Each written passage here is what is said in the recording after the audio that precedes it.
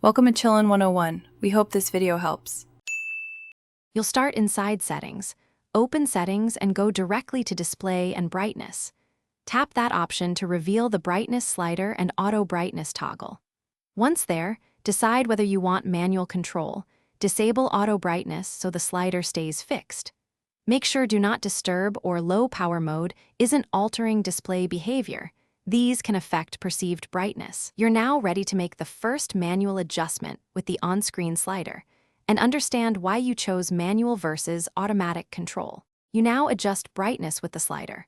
Move it right to increase brightness or left to reduce it, and watch the change happen instantly. Once done, tap Night Shift in the same menu to lower blue light in evenings. Schedule it for automatic activation so your eyes adjust over time.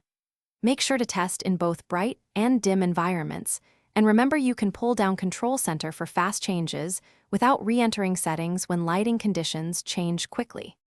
Finish by choosing whether to re-enable auto brightness so your iPhone adapts to ambient light. This saves battery and keeps contrast comfortable.